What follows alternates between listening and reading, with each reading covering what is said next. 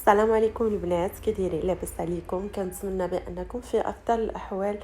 اليوم غادي نقدم لكم ماسك ديال البشره اللي هو غني عن التعريف، اللي حنا الساكنه ديال المغرب كنستعملوه بزاف، وهو ماسك ديال النيله الصحراويه. كيف ما كتعرفوا فهي النيله الصحراويه فهي غنيه جدا عن التعريف، خصوصا بالنسبه لنا حنا المغاربه. غتعذرونا البنات على قبل الصوت ديالي، انا اليوم شويه مريضه، دونك عندي نزله ديال البرد والصوت ديالي ماشي هو هذاك. دونك كنتمنى ان المعلومات اللي غادي نبارطاجي معكم تكون كتوصلكم بشكل جيد. آه، كيف ما قلت لكم غادي نديروا ماسك ديال النيله، ولكن قبل ما قبل هكا، قبل ما نهضروا على هذا لو ماسك لانه اصلا هو ماسك سريع، بغيت نعرفكم على النيله الاصل ديالها وشنو هما الفوائد ديالها. خاصكم تعرفوا بان النيله هي عباره عن عشبه ديال واحد النبته، كيحيدوا لها كيستخرجوا الجذور ديالها، وهذوك الجذور كيطحنوهم وفي الاخير كنحصلوا على النيله. اما بالنسبه للفوائد ديال النيله فهي كتنقي البشره، تتفتحها وتصفيها وتتوحد اللون، وكتخلصنا كذلك من التصبغات الناتجة عن حروق الشمس خصوصا في فصل الصيف.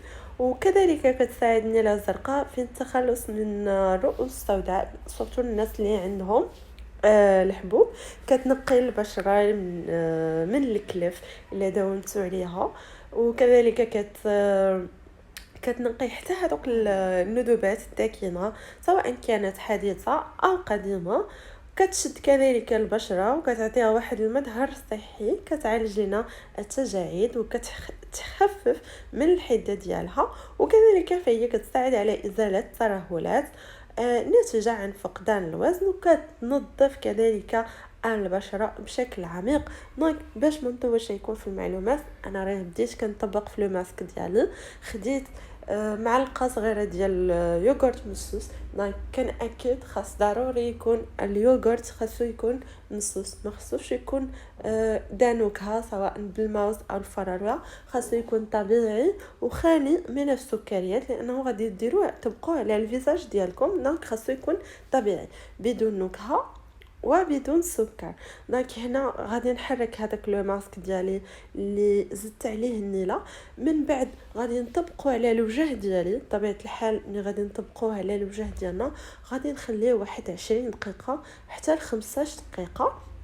من بعد غادي نغسلوه، ومنين نغسلوه غناخذوا القطن وغادي ندوزو على هذيك القطينه، تكون بطبيعه الحال تكون مبلله بماء الورد، وغادي ندوزو باش نمسحوا لو فيزاج ديالنا. بالنسبه لهذا الماسك يمكن لكم تابليكيوه جوج المرات في الاسبوع. كنتمنى ان الفيديو ديالي يكون نال الاعجاب ديالكم، وكنقول لكم الى اللقاء.